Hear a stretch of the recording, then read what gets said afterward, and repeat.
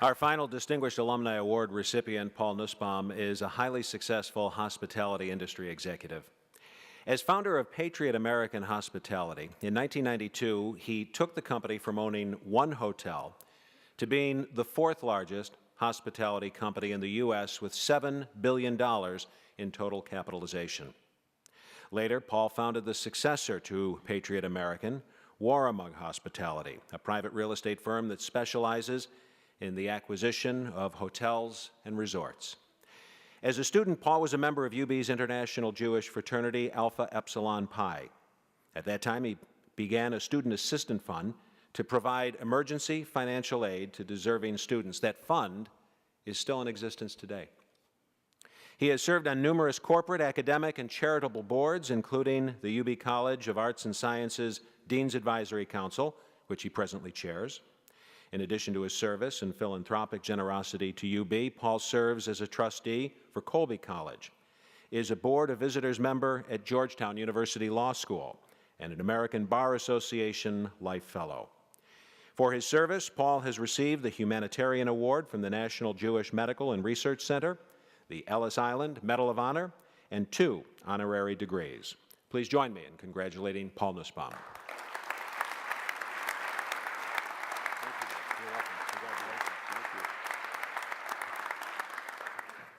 I just pulled out blank cards.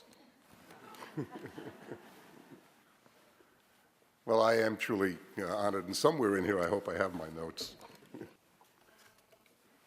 I am truly honored to receive this recognition tonight and to be in the company of my distinguished fellow graduates, and very especially in the company of someone like Stephanie Mucha, who has done so much for the university. Stephanie, you're a very, very special person. Thank you for all that you do.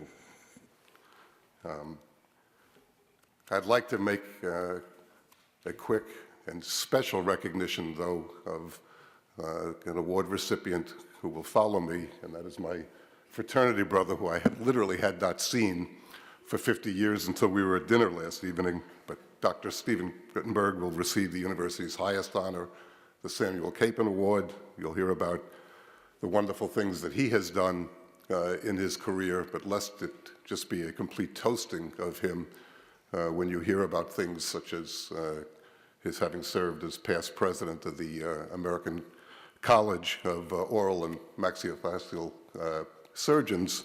I want you to know that, to me, you're still Brother Dart. That was his nickname 50 years ago. And when we were connected last night, we both had a Washington connection. He's there now. I went to law school there.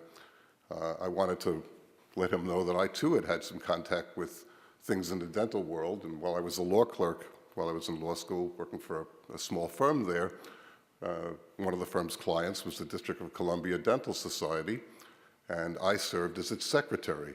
And I want you to know that notwithstanding his world renown as a surgeon, he is the present secretary of that organization. I just got there 50 years ahead of him. As for myself, this evening has a particular poignancy because when I take a look down at your program and see that I'm receiving a recognition honor program in which an award is given in the name of Dr. Philip Wells, who was the esteemed former dean of the medical school, I have a particular, very personal connection to Dr. Wells. I would not be here tonight but for Dr. Wells, and it's not because of education, it's because he saved my life. When I was a 17-year-old sophomore here at the university, I suffered an acute appendicitis.